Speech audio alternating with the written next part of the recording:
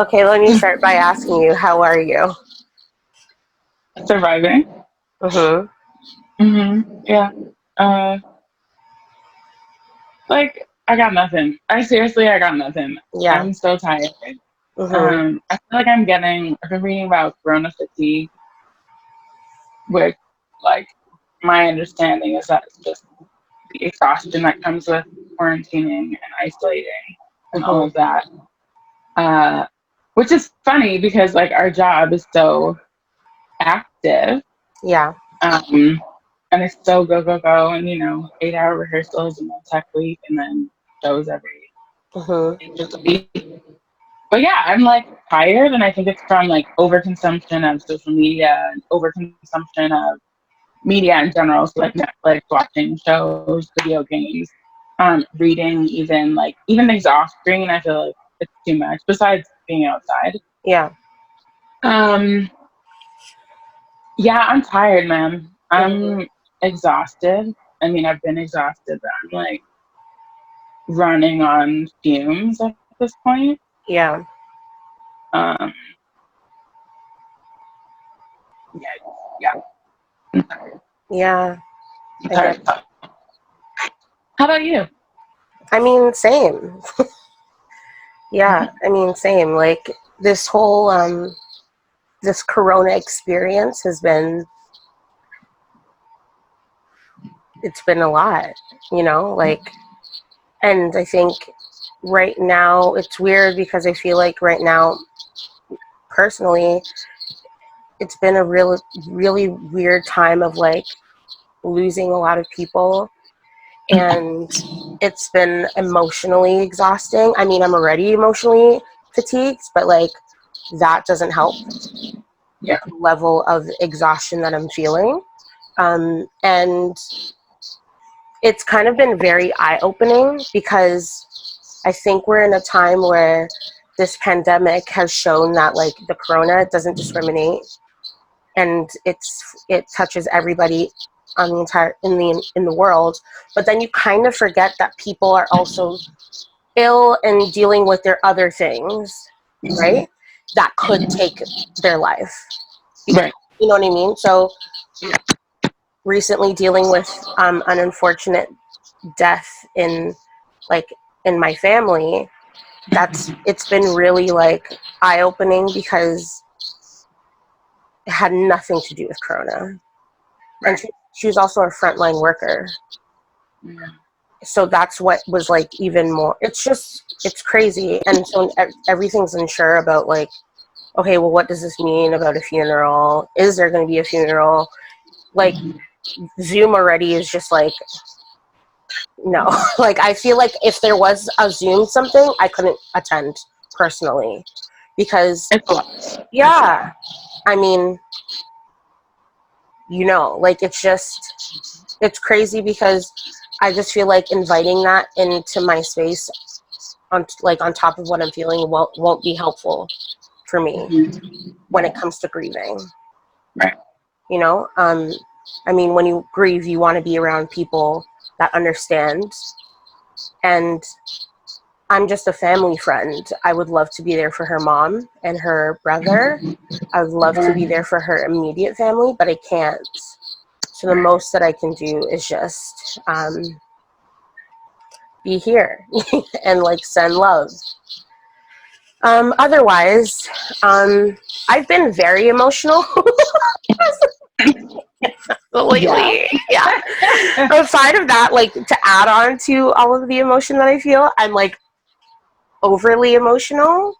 Um, but the thing, I feel like I'm in a different state of my, like when it comes to my emotions because I'm able to name what it is. Whereas before, sometimes I was just like, I don't know why I'm feeling all the things. Right.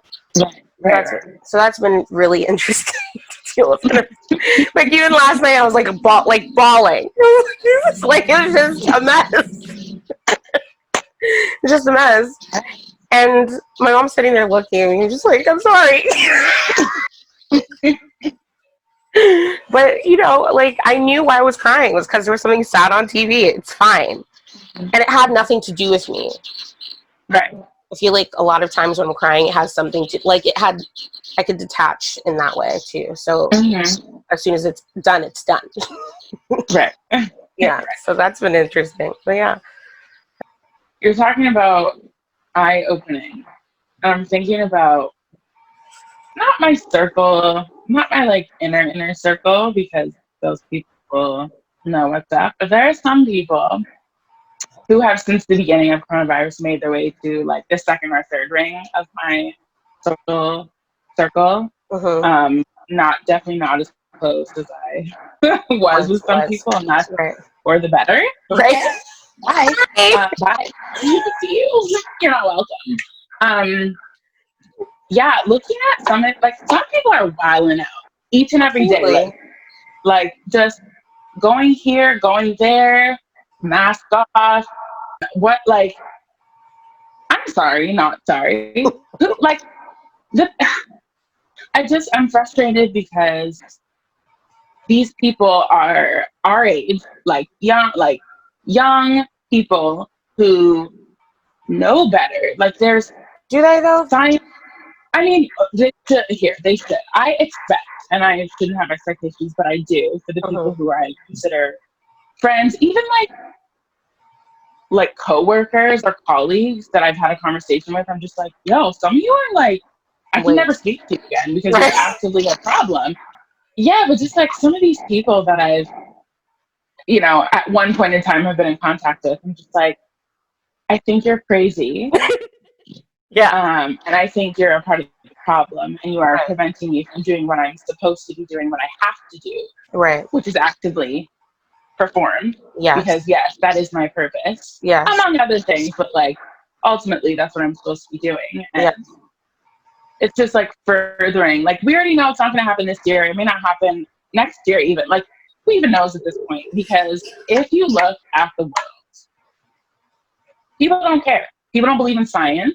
They don't believe in the facts. They don't believe that it's real. It's a hoax. I'm tired of reading those stories like, oh, so-and-so thought it was a hoax until they caught it and died. Like, that's not funny, but yes, I know what you mean. Right. Do you think that people are making it up? Do you think that it's like conspiracy theory that's being, perpetuated by the government and certain organizations? Like, no. It's a real virus. It's a real thing. It's not the flu. It's coronavirus. It's a new thing. It's moving quicker. It's very contagious. Which is why we have all of these guidelines in place, i.e. social distancing, i.e. masks whenever you cannot social distance. Right. Like, you know what I mean? And I feel like it's a bit different even in Calgary because there's not as many people here, right? Like I think our population is like 1.3 or 4 million. I don't think it's even up to 1.5. Right.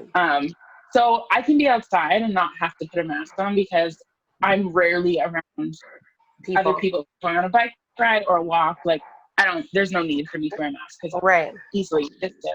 Right. But if I'm in the grocery store, if I'm any inside space that isn't my house, I'm in a mask.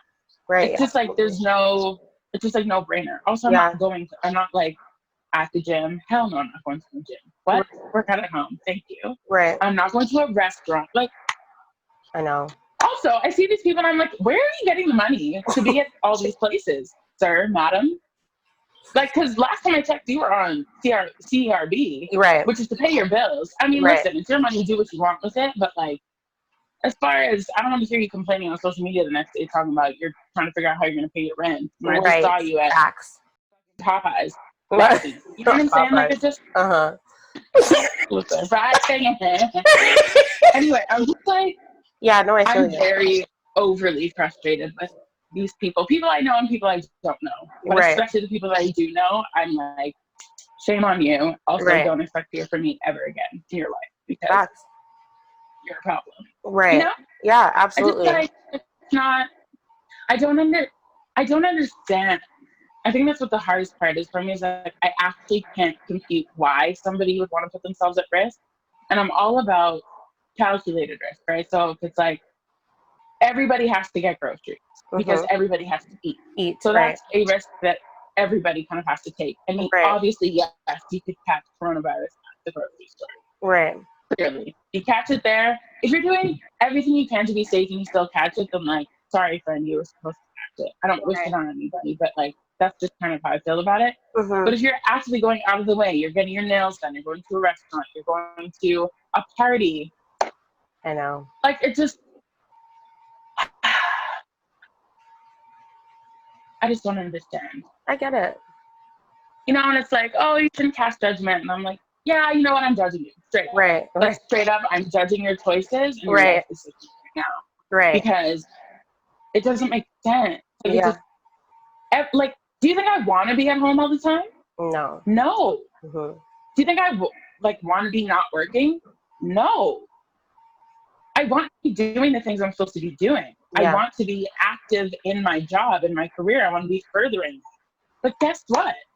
Corona said, no, girl, sit down. Stay home. Right. So I'm sitting down. Yeah. Begrudgingly, I'm sitting on my hands, like pissed as hell. But like, it's nothing I can do. Mm-hmm. So it infuriates me straight up. Like it just. Also, if any of you watching this are those people in my circle, please remove yourself. Please leave. Just go. She said it here first. Thank you. At least, see, the thing is that I appreciate is how honest you are about it, because it's just a fact. Like the way your anger. I mean, I know you share the same sentiment.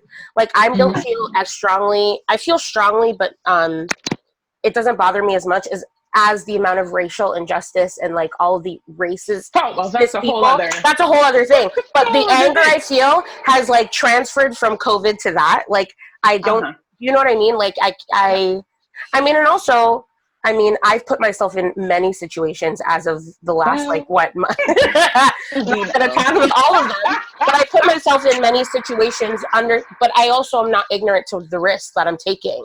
Right? Yes. So it's just like, well, it is what it, like, for me, it is what it is. But at the same time, I know that if I'm going to put myself in those situations, I need to accept whatever my fate is. I also need to make sure that I'm protecting those around me, because I don't know what I could be carrying, right? And so, like, wearing a mask is important. Like, and the thing is, too, like, for example, I live in an apartment building, but there's a laundromat in my building, but I prefer to go somewhere else because I prefer how they upkeep their laundromat, right? Right. So I know that if I'm going to go there, I need to wear a mask. I know that even if I'm going in a store even if I'm going to a gas station to quickly pay for my gas, I'm putting a mask on. It's like 2.5 seconds long. It's not going to kill me to wear a mask. There are some times where I'm just like, I can't breathe. Like, I can't, like, I'm like, oh, I need my cover. Like, I'm, like, anxious because I'm feeling like I want to start hyperventilating. But it's like an internal dialogue of, this is not going to kill you. You can still breathe. You're fine. Like, it might feel a little bit suffocated and you don't like it, but it's fine. Do you know what I mean? Like, I just feel like there are women giving birth in that. Like, I just, like, there's no... there's no excuse. Bigger fish to fry. You know what I'm saying? There's no excuse. Although, and I will say, there are people who actively have breathing conditions. Who, like, it's much harder for them to wear a mask. I completely understand. If that's the case, stay home. You know what I mean? Like, stay home as much as you can. And also, to me, it's just like, if you don't have people around you that are willing to do things for you, then you need to take a hard look at yourself as to why you don't have those people around you. Yeah. Because the excuse of, well, I don't have this person, or I don't have a partner, or I don't have children. Where are your friends? If you don't have friends, why? Like, also, there are delivery services. There's services that will drop your stuff at the door. Convenient. You know? So, yeah, like, for me, it's just like, okay, it's about taking, like, if I'm going to do something, whether it be leisure for my own leisure, or it's something that it's like a necessity, I know I need to take that risk. I'm also willing to take that risk for my family. Like, if they can't go, I will go. As much as I'm just like, but I just left. You couldn't tell me while I was on the road that you needed X, Y, and Z. I'll still go. You couldn't have called me then. You didn't let me know. Like, you know what I mean? I'm just like, and it's like a mission to get the stuff from the car into the cart and then into the elevator. It's just like a thing. But I'm willing to do it because at the end of the day, I know my mom has health conditions. My grandmother's older. I'm not trying to get them to make them do more than they have to do. Now, if it means I'm just like, what? Like, if I complain, I'm still going to do it. Do you know what I mean? Like, it's still going to happen. But yeah, like, and also, you know, me doing things and going places, I was like, okay, well, if I'm going to do this, I also need to be prepared that if I go get tested, which I did, if I go get tested, what the results are going to be. Like, I need to be like, okay, you did this, so accept whatever's about to come to you. Right. God bless, it was negative. However, it could have been positive.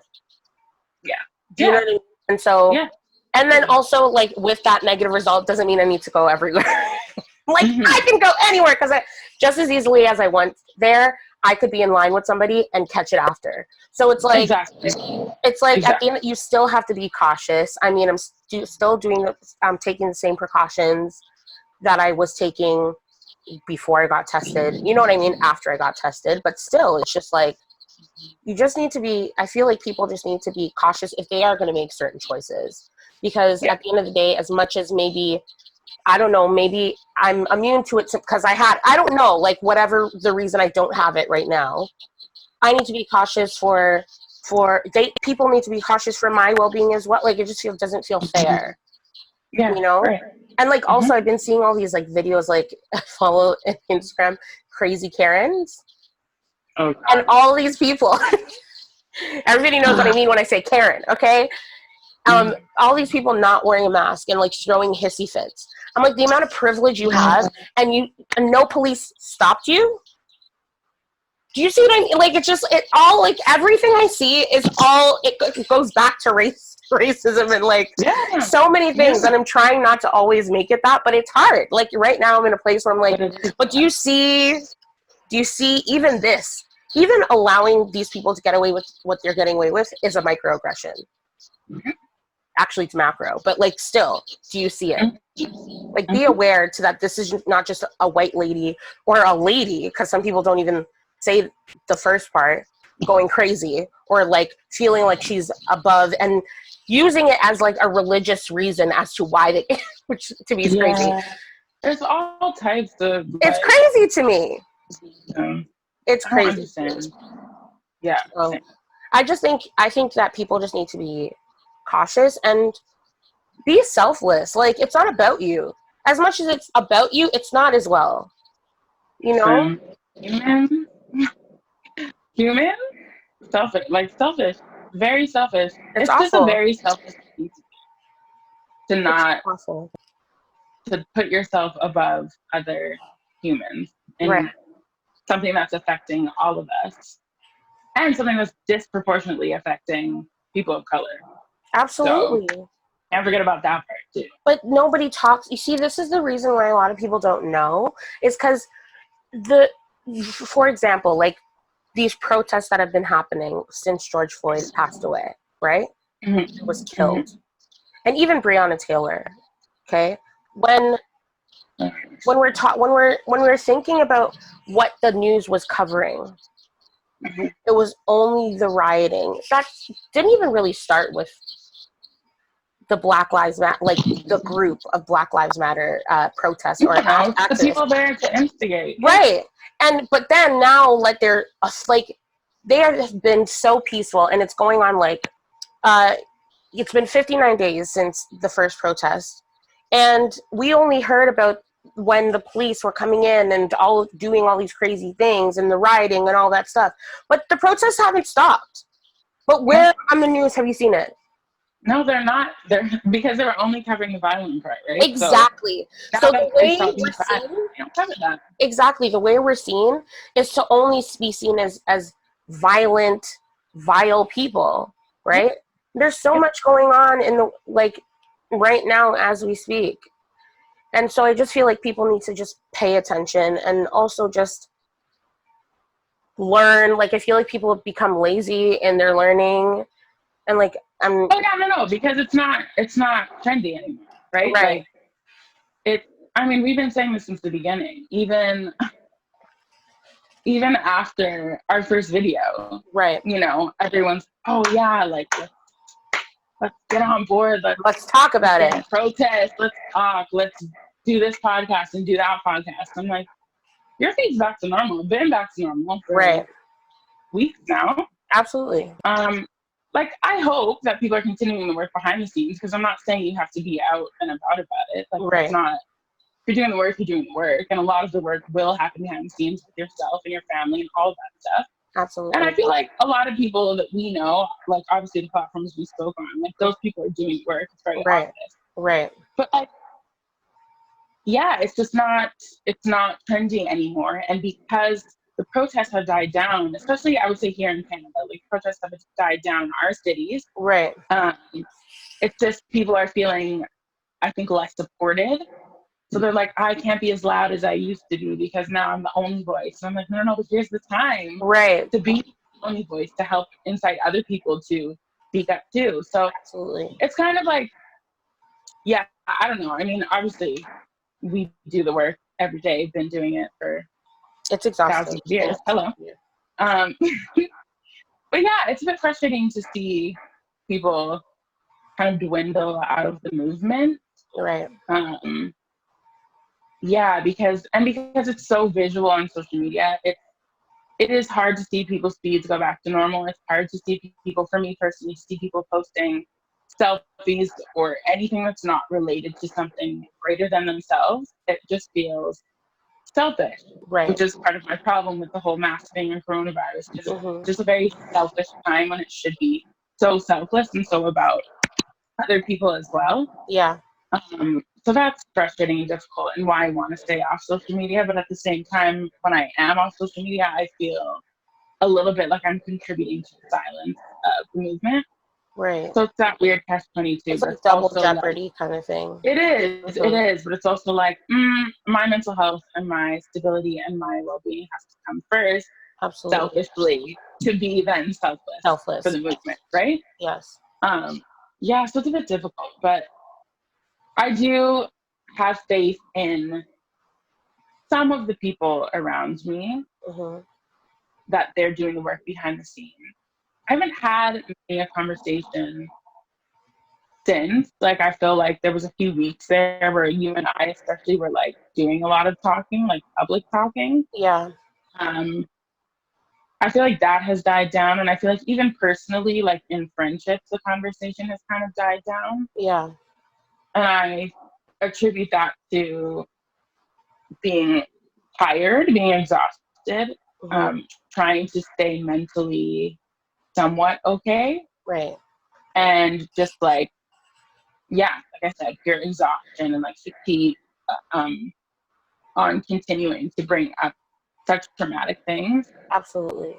which is like a privilege in itself, right? Because it's like, I mean, we obviously live as Black people every day, and Mm-hmm. that just is what it is. I can't really hide that. Yeah. But there is an element of privilege, and like, I don't have to talk about this with anyone. Right. Yeah. I can stay to myself. I can actively avoid the conversation. Not really, but you know what Right. I'm trying to Yes, I say. know exactly what you're saying. Mm-hmm. Um, but then there's like guilt with that. It's just like, there's just like no winner. Yeah. There's no winner. So Yeah. you either talk about it, or you don't talk about it. You talk about it publicly, you talk about it in private, or you're miserable, or you're not. Like, it's difficult, which is all contributing to the first thing I said in this conversation is like, I'm tired. Absolutely. And I know that other people are tired, Mm-hmm. but like, I will give myself time to be tired and to try to not feel badly or guilty about being tired, Yeah. because this time is insane. And you know the things that I've been through in this coronavirus time. Absolutely. Mm-hmm. And like, I'm trying to, deal with that too. Right. So it's all like, I feel like it's all coming to a head. It was like, at first, it was like, okay, We're like this trying to isn't going to accept it. happen. Right. Mm-hmm. Yeah, this isn't going to happen like early March or mid March, to say when it all started. It's like, okay, this isn't going to happen. What are we going to do now? April comes along, death in the family, other stuff going on. It's like, okay, Zoom funeral, okay, like trying to wrap my head around whatever. And then it's like, okay, May comes, it's like, all right, things are really going to slow down. Things are not going to happen. It's going to be a while. Accept it, accept it, accept it. Mm-hmm. And now I feel like I'm getting anxious because the cases were starting to go down. Like, in Canada, it was starting to flatten the curve, and like, it seemed better, and then things started reopening. Right. And cases started going up, and they're still going up. Yeah. So it's like, now I'm anxious, and I'm like, Like, how long is this going to last? Knowing full well that it's going to last A while. a year plus. Like, Yeah. realistically, I know that. But it's just, it's like I'm getting a second wind of anxiety, not a second wind of like optimism Right. and excitement and like, yeah, I get to take a break. It's like, Yeah. no, slowing down, looking at muzzle jobs, like, you know what I mean? That Mhm. kind of that kind of reality check. All while still trying to be positive about the things that I can be positive about, which Yeah. are like, what? Being at home with my family, that's great. Right. Otherwise, I'm just kind of like, Yeah. yeah, coronavirus can kick rocks. Right. 2020 can play in traffic because Absolutely. I'm not having it. Yeah, I feel you. And then we think about, see, I don't want to talk about it because I get so emotional and so upset. Breonna Taylor. Mhm.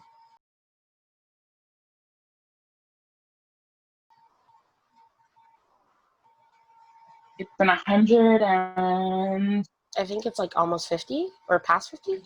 yeah, like Mhm. 120, 30, 40 plus years Yes. since she was murdered.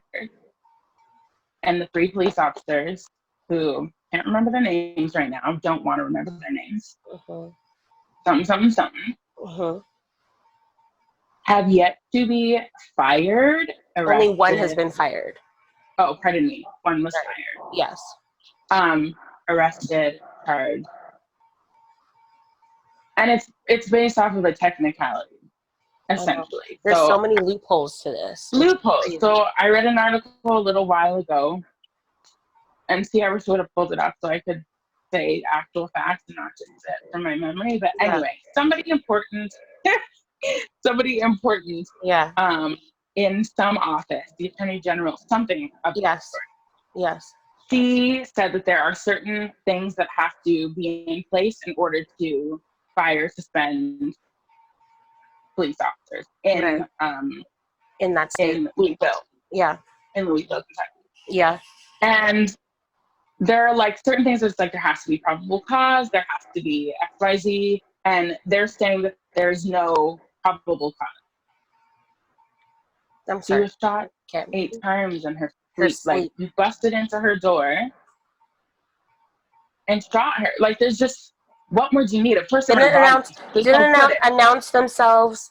Nothing. No, because there was no knock warrant, right? So it's Right. just like they can bust in and do whatever they have to do. It was on a drug related thing, which ended up not even being a part of the investigation. Like that wasn't even a real thing. Mhm. And they since obviously dropped charges on her partner who had pulled a gun because somebody broke into his house. And he was a legal gun owner. It's not like. Yeah, And they didn't permit, announce. Again, they did not announce themselves.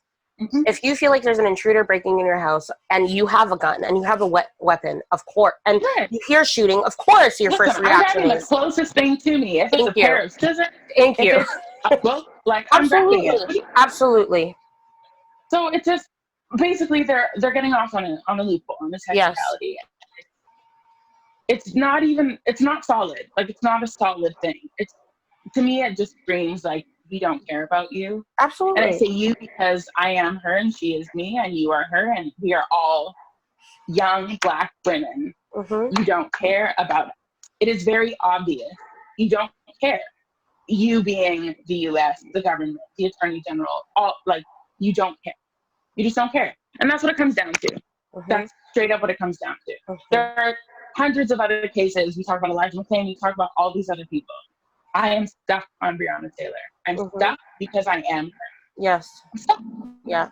It's just like again, nonsensical. Doesn't make sense. I don't No. understand. And instead of just saying we don't care, they put up this facade of like, oh, it's a technicality and we're doing everything that we can. The emails that I send saying whatever they say, talking about this is me and I live here and I know this doesn't affect me over here, but it does affect me over here and here's why. Right. Automated responses or no response. Automated responses or no response. That's what I've been getting. But And what I'm is like, that? Like that says so much. It says so little, literally. but it says And it's so. long, they're long too, long response. And I'm like, sir, madam. Right. But it also makes you feel like, so then our voice, like, I mean, our voices, I knew our voices didn't matter, but that just proves that our voice, it gives us evidence that our voice truly doesn't matter, that anything that we try to do still goes unnoticed. Or, you know, they say, well, you can do this and you can vote and you can do these things. I mean, we're not in the States, but there are things that we can. Voting is crucial. Absolutely. But there are things that we can do to support, you Yes. know, and Yep. even in doing that, our voice still means what? The response. Yeah, that's the response. It's It's crazy. unfortunate because it is built to deflate you. It's built to make you feel like you want to give up. Mm-hmm. And part of me has, like, straight up, part of me has. I continue to shout her name and it's falling on deaf ears. And it's like, well, what's the fucking point then? Yeah. But then I think about me and I think about if this happened to me or somebody even closer to me, what would I do? I wouldn't stop. Absolutely. I would not stop. I would not stop. And that's the kind of stuff that keeps me going. Right. Do I take days? Do I take days where Absolutely, you need to. I'm always thinking about it, but like, You need to. will I take a day off from writing an email? Absolutely. Absolutely. Yeah. It's a lot. You want change. We want change. We want it to mean something. Think about future generations. Think about people beneath us, not beneath. People coming up, right? Yes. Like the younger generation. Yes. What is the world going to look like for them? The same. What is my city going to look like for them? The same. What is my home going to look like for them? You know what I mean? Like, and I don't know if they did this in Toronto where you're at, but in Calgary they had a moment for Black people to, like, they had like a town hall. They could speak in front of the mayor and other city officials Right. to kind of just well, if they did, I wasn't aware of it, but yeah. Okay. Just to talk about their experiences, and then I know that they're implicating a lot of anti-racism work, which I have my opinions on, which I've expressed before. Doesn't work if you're a racist. Mm-hmm. Hi, stupid. Right. But yeah, so I mean, there are steps being taken, and I do believe that some of the steps taken are not valid. That's what I'm looking for. Are genuine. I just feel like the majority of people, and like of all people, like specifically, let's talk about Calgary. I feel like the majority of people at the beginning of the movement, so let's say May 25th, beginning of the movement, were really gung-ho about it, and they've since retracted to being somewhere on the spectrum of anti-racist and racist, somewhere in here, like, well, I've done my work and I said the thing, so that's all I need to say. Kind of, which, yeah, I'm just like, it's not enough. Right, like, no. It's not enough. And if you're not visibly being an ally, I hope you're doing so when it really counts. So in your family conversations and in your workplace, if you're back at work and wherever you are, like that too is obviously part of the work, like you were saying before. But yeah, it's just like dwindled, and especially with Breonna Taylor, man, it's just like, yeah, it's bad. It's just like there's no care. Yeah. There's no care. It's so, that, it's so, yeah. No, go ahead. No, sorry. It's just so crazy. Like, I think about the amount of people that say, well, the Black community, they hurt themselves. And, like, I don't know why this plays in my head when I think about her, but they say these things. But I'm like, okay, she was literally the proven example of everything you say Black people should do. She gave of herself. She was of service. And still, it seems to not matter. Like, so it just proves the point that even when we are all the things that you want us to be, we still get the short end of the stick. You know? I mean, we don't know her personally, but I feel like I know her on such a deep level. Absolutely. You know, as you said, she is me. I am her. Yeah. How do any of us sleep at night? Like, how do we sleep? How I've been having the I don't hardest time know. sleeping. Girl, the nightmares? What? They're Like, awful. it's Remember I like called you that night so having a real. panic attack. Yes. It's so real. And I think, I don't know if white people or non-Black people are experiencing any of that too, because it's traumatic for everybody. It's especially traumatic for us as Black women, and obviously Black men, and then everybody else, Yes. right? Like Black people and everybody else. Right. It's like, do you sleep? Like, I actually can't sleep because I have nightmares about it, because it's terrifying and it's traumatic, Yeah. among Oh my other God. things. Do you know what I mean? Yeah. It's just like, I don't know how people sit with themselves, aside from obviously taking a break and like trying to recenter yourself mentally, which Mm-hmm. is paramount right now. Like, you Right. must, otherwise you will crumble. Right. But like, it's like you're saying, I don't know how No. Oh my God. anyone can be okay. Yeah. No, it's Yeah. awful. It's really bad. It's like, it's real Am out I always here. crying? Jesus Christ. Because it's a lot. Yeah, it's a lot. Because it's a lot. And it's just very real. And I need people to understand how this is affecting the community. Like, be empathetic to the Black community. Be empathetic. Open Right. your heart. Absolutely. Because some of the shit you will never understand if you're not a Black. No. Ever. No. You just won't. And that's Yeah. fine. It's not your burden to bear. It's not your cross to bear. Right. But have empathy, because we're fucking going through it. Absolutely. Like, Yeah, man. going through it each and every day, every second. I feel it. And even when I want to turn off and put on that privilege of like, Oh, well, I it's don't have to there. think It's about like it. lingers in your body. It's there. It's in the Yeah. air. Yeah, man. It's awful. It's It's crazy hard. because, yeah, it's crazy because like I just want people to, especially when it comes to the theater community, like when it comes to not only actors, like white actors or even people of color but that aren't specifically Black, but also like directors and casting and agents and all of these people that make decisions and are in the room providing the work.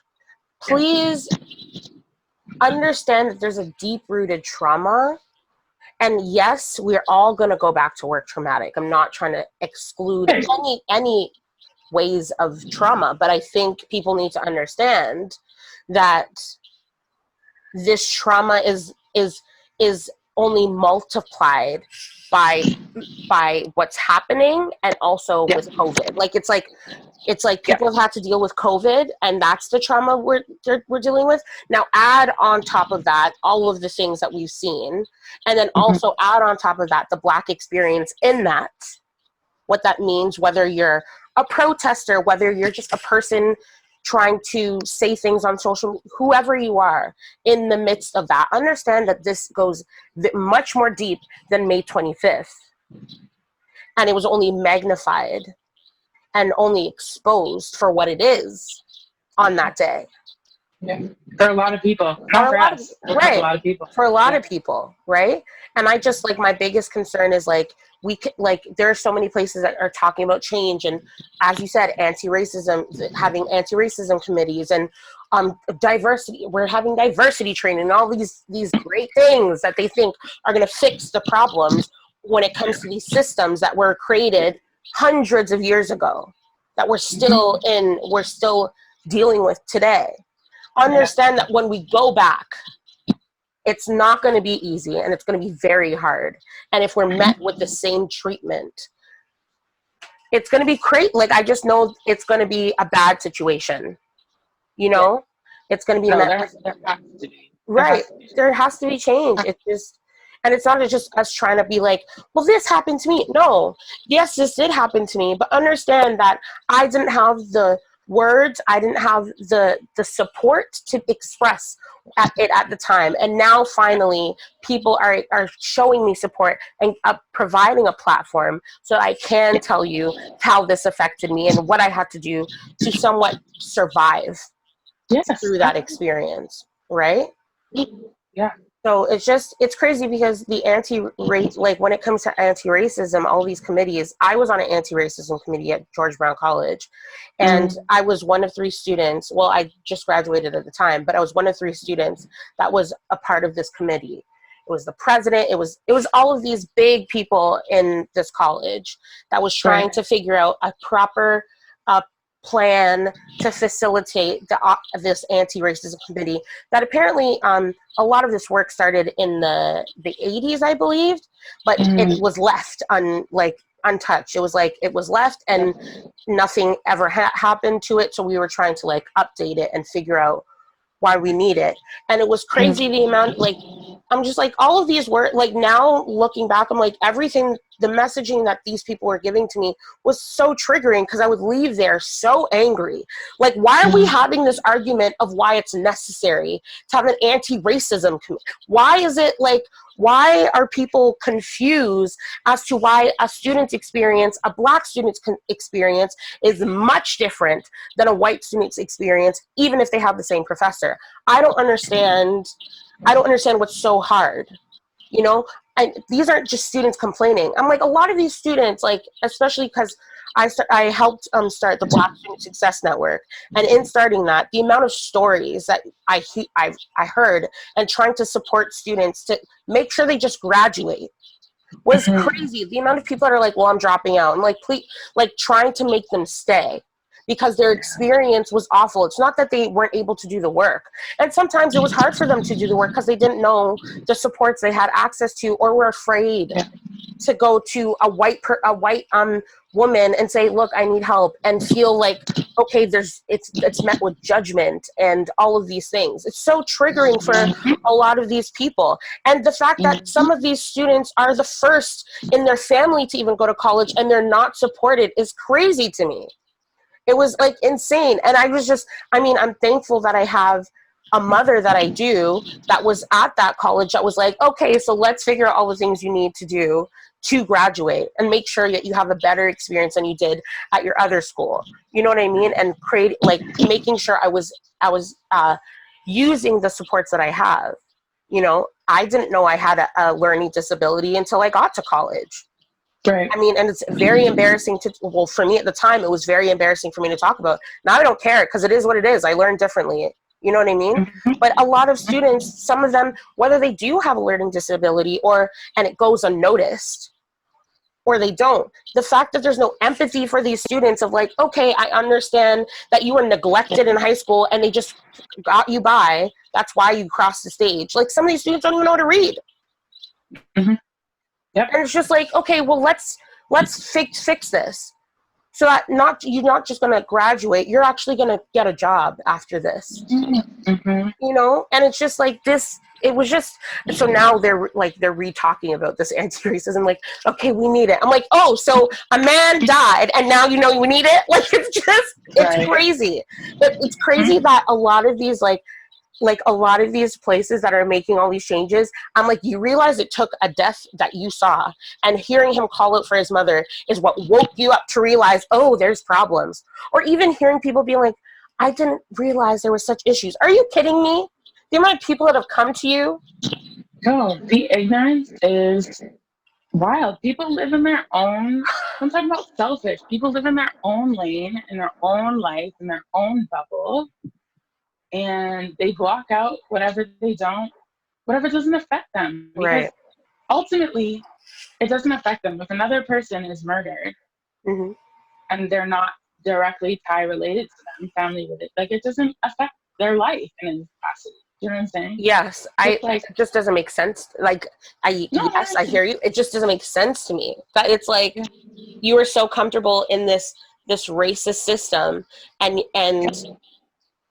that you chose to be blinded by the reality that is what it is. Like, and then it just also makes me mad that why are these people in these positions? Because of, again, a racist system that has gotten you there. That if I applied for the job having the same credentials as my white counterpart is going to get it. I mean, right. And you know what? I will say my name helps me get into the door, but I still sometimes don't get the job. Because because of how different my name is, an Italian Greek name. So people aren't Oh, expecting to see a black woman. I see. You know what I mean? Mm-hmm. Like, it's a Mm-hmm. very no, and I even learned that like later on in my life. I didn't realize, because I mean the way I got my name was from my dad. The one good thing he did, my dad, um, got my name from an African baby book. That's like a fun fact about me, and Mm-hmm. and uh, and so, but like later on learning that it's actually Greek and Italian, and like a lot of people expect a white man, old man, to go walk in the room. Like even an Uber driver is like, oh, I was so confused when I got in this car. I was like, Right. you know? And so Yeah. like, it's just crazy that even just on paper, we have to be judged before even knowing who we are and what we Yeah. have to offer. Yeah. Welcome to my life. It is our story. It is our experience. I wanted to say Mm-hmm. on the topic of Black people right now and their struggle, Yeah. all of the Black people watching this right now, Hi. get yourself a therapist. Yes. Don't pray, don't go to church, do those things, but also get a therapist. Absolutely. Like, please seek help. This is a lot. And like, there are professionals out there who can help you. Mm-hmm. I don't know how you've been brought up. It may be a taboo topic in your household. You may have an inner conflict about it. Yeah. It will help you. It will. It will help you. It saves lives. It will help everybody. It sure does. It sure does. I think it's very important right now for Black people, especially, to take care of your mental health. Therapy is, and I'm a huge advocate for it. It just gives you tools to implement into your life to help you cope, help you deal with things. There are different kinds of therapy. There's all types of just kind of therapy. Go online. And here's the thing, it's not cheap. I'm not going to bullshit and say that it's cheap, but it is worth spending your dollars on. Take that government check and spend a little bit of that Don't go to on the your. restaurant. You know what I'm saying? Yeah. Instead of going to the patio and doing this Go after to third, Popeyes. you know what I'm saying? No Popeyes today, friends. Take the money and seek help, because it's just so important. I may sound preachy about it, but like, I don't. It's very, very important. On that note, I want to talk just for 1 second about Kanye West. Okay. Man's is bipolar, yeah? Yeah. Like, this is something that he is admitted, something he's been diagnosed with. Mm-hmm. I am disgusted and embarrassed by the amount of people using his mental illness as a weapon against him, Mm-hmm. or as a joke, as a meme. On that same line, Breonna Taylor, the same thing, as a meme, as a joke, posting a picture of your whatever and saying, and by the way, arrested, not cute. Don't do that. Mm-hmm. Just cut it out. But back to Kanye. Using someone's mental illness as a joke or a weapon against them or anybody else is disgusting behavior and should not be uplifted, applauded. It shouldn't be allowed, quite frankly, but there's freedom of speech, so people do what they want. He's not well. It is very obvious. You know, reading about it, some people are saying that he's having a manic episode in his bipolar disorder, which we've seen before. When he releases music, he goes off his meds, he says, which can trigger a manic episode. Right. You don't know what that is? Go look it up. It all makes sense. I only know one person close to me who has bipolar disorder, and it's very obvious. Like, it's not. It's the same way people turn around like, "Oh, I'm OCD." Like, stop doing that. No, you're not. Right. You're diagnosed. You are not. Don't use that. Don't say you're bipolar. Like, it's not funny. It's not a joke. It's a very serious thing. And then I say to those people who are making jokes about Kanye and using it as a weapon, I'm like, if there's anybody around you who is bipolar or who suffers from mental illness, do you think they're going to come see you now? Right. after seeing how you treat, like, it's just, Yeah. we, like, and a lot of it, I'll say online specifically, is Black Twitter coming at Kanye and talking about, oh, the Kardashians did this to you. And, like, guys, it's not funny. Nobody's laughing. It's really a serious thing. And I worry, again, worrying about a Black person I don't know, but I feel like is a part of my family. You're a part of my global family. It's like, I worry about this person hurting themselves or hurting somebody else. And you're laughing about it in the corner because Right. it's funny to you, because you're detached, because you're not a part of the community, or you're not a part of his family, you're not a fan of his music or of him or whatever. Like, it just makes me sick. It makes me sick. And, like, do I think you should be running for president? Absolutely not. No. Clearly you're not well. Even if you were well, I would say no, sir. Right. Nay. But, like, that's just my personal opinion. And obviously it comes down to voting, which, like, here in Canada, I have no power to vote over who the U.S. president is going to be. But my husband does. He will be voting. Right. Like, it just. Yep, I hear you. It's like, we're already down, guys. Like, we're already down. Please don't kick Black people while they're down. I know that's what you're taught to do. I know it might be funny because it's not you. Fight against that. Fight against it. It's like a very serious thing to be afflicted with a mental illness. Absolutely. Such as bipolar disorder or any kind of panic disorder. Like, it's just not funny. Yeah. And I don't know why the conversation around Kanye in particular, well, because he's such a big figure, but, like, as a Black man, it's just not fair, because I'm sure there are plenty of other stars of bipolar disorder. I can't think of any off the top of my head other than Halsey. Yeah, who's Halsey, I think a white female and singer, right? so is Jennifer Lewis. There you go. It's just like, but she's on her meds, and yeah, and it just feels like an attack. Yeah, it feels like an attack, and obviously that rally didn't help because he kind of went off, right? He went off and said whatever he said about his wife and his daughter, and, like, that's his business. Obviously, he just apparently apologized for it. Yeah, he's sick.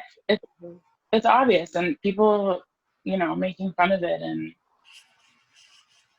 it just, anyway, to me, it was just another example of, like, how little the world thinks of Black people and how they can use their pain and their suffering as a weapon. It's the same thing with Meg Thee Stallion. Like, I don't want to make this all about celebrities, but, like, he was shot in the foot, and people were making a joke of it, making fun of her. Like, and again, it's Black people too, right? Like, it's not just the people. Absolutely, but that's because we're taught to belittle and to make a joke. And it's so toxic.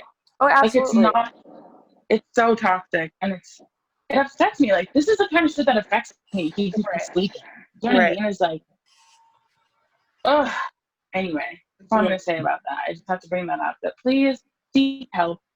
Everybody seek help. Black people especially seek professional help. Yeah. If you need it, which I feel like we all need it right now. Talk to somebody. Obviously, talking to your friends is a form of therapy, but, like, talking to a professional, non-biased third party is always helpful. Absolutely. In my personal experience, it has been very helpful. Yeah. My entire life. I'm not new to therapy. It's been helpful for the majority of my life. So, anyway, our pain and our suffering is not a joke. It's very traumatic to open Instagram and see, and even to see even the things that I post about Breonna Taylor and, like, the new website for Breonna Taylor, where it just has, like, all the links, all the numbers to call, all the emails to email, all the petitions to sign. Even that is triggering in a sense, because it just reminds me that we're still fighting and that nothing has come of it yet. So even for stuff like that, I'm like, do your thing. Yeah, seriously. Please help. You know what I mean? Yeah. Anyway, I'm gonna get off myself. No, I mean, therapy. I mean, I'm very new to therapy. Tara encouraged me to go to therapy, and I will say it definitely saved my life because I was a danger to myself. Um, and and when it comes to Kanye, um, I never thought it was like I was never one of those people trying to make light of his situation. I also like people would be like, "So what do you think about Kanye West running for president?" I'm just like, I feel like he's going through it, and I feel like us trying to like be like trying to even take that seriously. Like you have to see it for what it is. It's a cry for help. Um, Yeah. Even him, there was a tweet he was speaking about how he was. A Get Out is about him. Yeah. There's a little bit of people have used that as, oh, it's about the Kardashians. I think you have to like analyze it for what it is. If you see who Kanye West is and his career, right? I think after his mother died, I think Oh yeah. he literally Something snapped. something snapped, and I have a feeling he had a nervous breakdown and it was never addressed. And sometimes when you have a nervous breakdown, it's kind of like, I mean, it heightens bipolar disorder. I can only imagine, but I think it definitely changes you as a person. It changes your interactions, the way you think, the way you express and emote very differently. And I think when it comes to Kanye, I pray for him. I feel like also even being committed is a traumatizing thing. And I think when he was talking about Kim and Chris sending a doctor to bring into a hospital, I have a feeling Yeah. because he did actually speak about it on I can't remember his name, Larry something, on his show on Netflix. He talks about the Okay. first time he was committed and how it was a like just like a horrible experience for him. And I Right. think so now there's trauma when it's like if that's even a thought or an option. I Right. think for him he's like nope, like he runs, and it's quite clear that's what's happening right now. But also I think this that kind of has to do with how people with uh, certain disabilities and mental health issues, how our healthcare system treats these people. Because it shouldn't be a traumatizing experience. It should be an experience to help these people live a better life. Because sometimes they may not have the tools to help themselves. So Right. yeah, and also it's kind of like you see someone like Kanye West and what the Black community does. Bless you. Thank you. You're Lord, welcome. please, bro. The Lord kissed you. That's why you sneezed. You're welcome. um, I think when it comes to the Black community, seeing somebody like Kanye West, what they do is like say, "Oh, he's crazy." They don't, it's very often that people that have mental health issues, especially in the Black community, I don't really know the history of where this stems from, but they result to they're crazy, and Yeah. and they need to be And they need go to Jesus. they need Jesus, and or their what is it called when you have to do an exorcism, when what's in them, like the devil's The in them, demon. They're like possessed. yeah, they're possessed. Yes, they're possessed, and they like all of these things. Like I just feel like it's a horrible thing to say about people. And then I think that's why the fear of going to therapy is like, well, then you confirm Right. those things, and it's like Yeah. that's not true. It's just Yeah. ignorance is It is. why these things are Yeah. created, right? These Yeah. names and horrible labels are created. But therapy is a beautiful thing. I'm so happy I go to therapy now. Amazing. Before I was very Great. like, I don't need therapy. Very like, I don't need therapy. I'm fine. Until I found out I wasn't. So But it's also like for when you're not fine, or for when you are I'm fine fine. too. Right. It's just good for all. Good for all the Absolutely. things. And Just you don't can't always cry work cry. apart. Right. And you don't always, like, I thought I was like, I'm just going to be crying every session. I do cry sometimes, but it's Yeah. because it's like you have moments of realizations like, oh, I'm not crazy, actually. Like, this is Yeah. what's causing this, Yeah. It's kind of like if you hurt your ankle and you know something's wrong, you have a doctor to tell you it's broken. That's why you're feeling Exactly. that. It's the same thing. You're just connecting the dots. But Absolutely. it's a very taboo thing still, especially in the Black community, Yeah. because things are so at times can be so religion based and like spirituality based, which is Absolutely. all good and well. That's its own form of therapy, I would even argue. Right.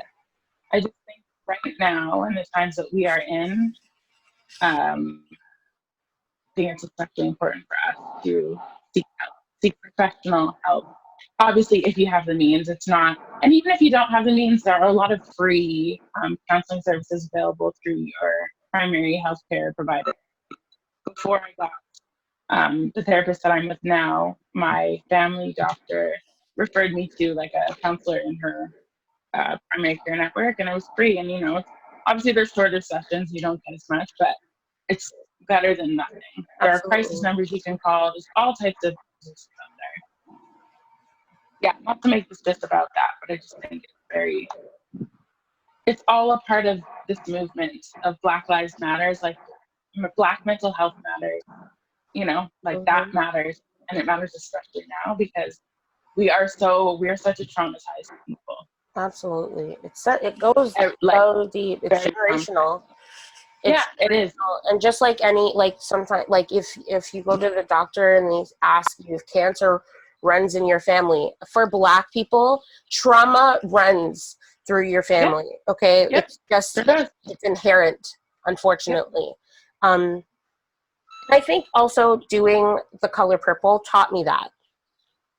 Especially, like, I didn't think that too much, like, I didn't, because doing that show, I'm like, I don't know why I'm feeling all of these things. Like, I don't know where it was coming from. And then you like analyze and you learn and you look into it and you understand, oh, you're feeling this because it stems from something, and maybe you didn't experience it in your lived experience up to this point, but it happened in your family.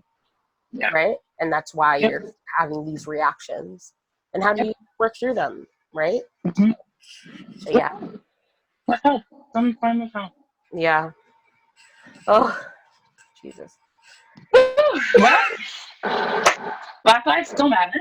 Always they did. Sure do. Always will. COVID always still exists. Mm-hmm. Sure does. So please wear a mask. Put on a mask. Please get, like, people are making them. You can make them out of socks, all types of stuff. You've seen on YouTube. You can buy them, use some of that CRB. Again, buy a mask or 12.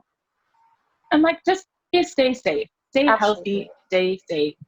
Do what you can to fight against the racists of the world. Do what you can to keep you and your family safe and to keep yourself sane. That's very, very, very important. I miss my friends. I know, I was going to say, check in on everyone. People. Check in on your people. Check in on yourself. Like, just, and breathe. I forget that. And go outside. Outside's great. Nature's great. Just stay away from people, really. Yeah. Yeah, stay away from people. Go outside. Yeah, I mean, it's always a nice thing to know that, like, even though we're not physically able to be together, we're still here for each other. And just reassure people, because I know sometimes, like, for myself even, I'm like, I don't want to unload all my issues on people, so I just won't say anything. And sometimes you can feel very lonely in that. But you're not alone, and people do want to listen. And also, you can just ask, hey, I need to talk. Do you have the capacity right now to receive what I need to say? Yes. Just ask. And they can and say, it's okay if you can't. I just need to talk. Because sometimes people are like, I want to be of use. Like, I've been feeling like I have nothing else to do, so, like, give me something to do so I can talk. That will take nothing out of me. So, yeah, just check in on one another. Just like I check on you, friend. Yeah, likewise. Finger. She's got me doing this. I can't. Anyway. Anyways, well, it was lovely talking to you, Tara. Yeah. Until next time, friend, which will be like 5 seconds after we turn off this. Yeah. I mean, just keeping it real. Facts. All right. Anyways, bye, everyone. Peace out. Thank you so much for watching. Please make sure to like, comment, share, subscribe, and visit our website, musicaltokens.com, for your daily dose,